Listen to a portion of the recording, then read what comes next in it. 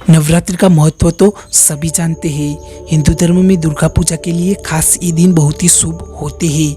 लेकिन क्या आप जानते हैं देवी दुर्गा का जन्म कब हुआ था, उससे जुड़ी मान्यताएं क्या है और क्यों कन्या पूजा की जाती है। नवरात्रि यानी वो 9 दिन जब शक्ति की पूजा की जाती है, जिसे देवी के रूप में मान्यता दी गई है। वो शक्ति जिसे देवताओं के महिला रूपी अवतार में देखा जाता है। दुर्गा के जन्म से लेकर उनके युद्ध में विजय पाने तक शक्ति के अनेक रूपों के बारे में हिंदू शास्त्र बताते हैं। लेकिन क्या आप जानते हैं कि जिस नवरात्रि में हम दुर्गा पूजा करते हैं उससे जुड़ी मान्यता क्या है, क्यों कन्या पूजा की जाती है, कैसे देवी का जन्म हुआ और क्यों दुर्गा की सवारी शेर है। तो आइए आज के वीडियो में जानिए दुर्गा माता के जुड़े 9 फैक्ट्स। फैक्ट नंबर 1, कैसे हुआ देवी का जन्म। देवी का जन्म सबसे पहले दुर्गा के रूप में ही माना जाता है, जिसे राक्षस महिषासुर का वध करने के लिए जन्म दिया गया था और यही कारण है कि उन्हें महिषासुर मर्दिनी भी कहा जाता है।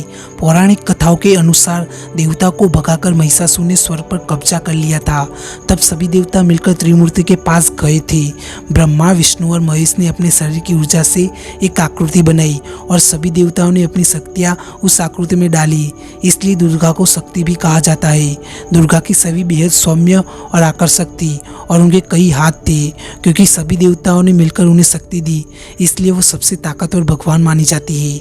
उन्हें शिव का त्रिशूल मिला, विष्णु का चक्र, ब्रह्मा का कमल, वायुदेव से उन्हें नाक मिली, पर्वतों के देवता से कपड़े, धनुष और शेर मिला और ऐसे एक एक कर शक्तियों से वो दुर्गा बनी और युद्ध के लिए तैयार हुई। फैक्ट नंबर 2, आखिर पूजा 9 दिन ही क्यों की जाती है।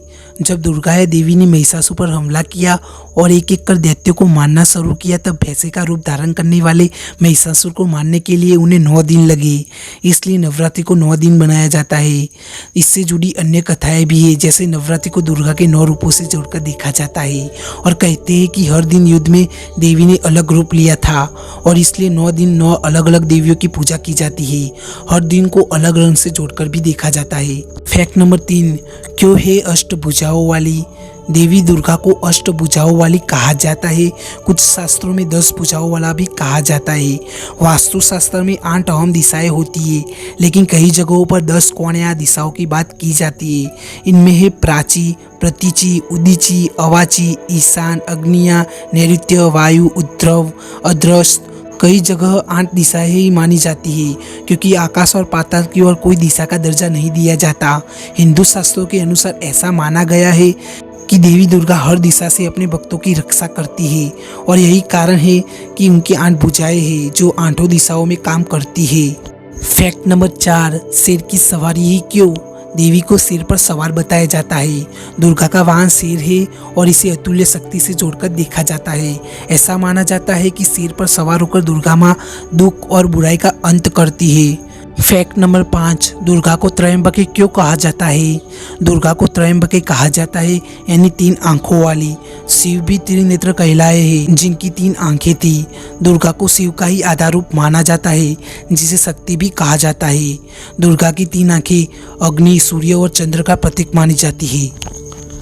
फैक्ट नंबर 6, दुर्गा की पूजा के लिए 108 मंत्रों का जाप क्यों होता है। नवरात्रि को दुर्गा पूजा के नाम से भी जाना जाता है।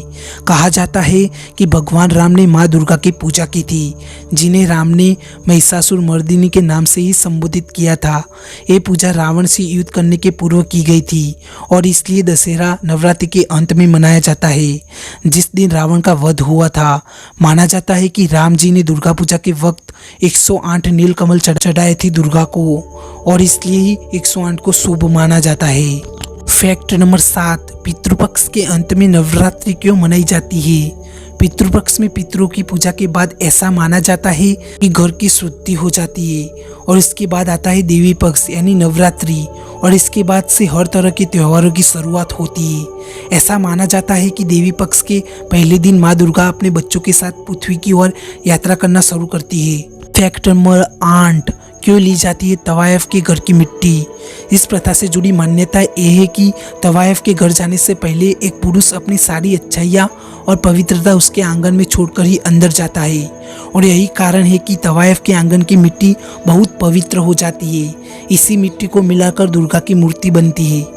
फैक्ट नंबर 9, कन्या पूजन या कुमारी पूजन क्यों होता है। कन्या को देवी का रूप माना जाता है और इन्हें सबसे पवित्र माना जाता है जब तक उनकी माहवारी शुरू नहीं होती, क्योंकि नवरात्रि को देवी यानी महिला रूप को पूजने के लिए मनाई जाती है, इसलिए इसे छोटी कन्याओं से जोड़ा जाता है। असल में ये पूजा स्वामी विवेकानंद ने 1901 में बेलूर मठ में शुरू की थी। इसे दुर्गा की शक्ति से जोड़कर भी देखा जाता है। तो दोस्तों, ये थे माँ दुर्गा के फैक्ट्स।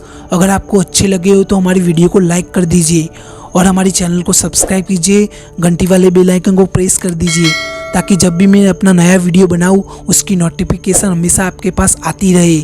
आप और आपका परिवार हमेशा खुश रहे। जय भारत, जय जननी।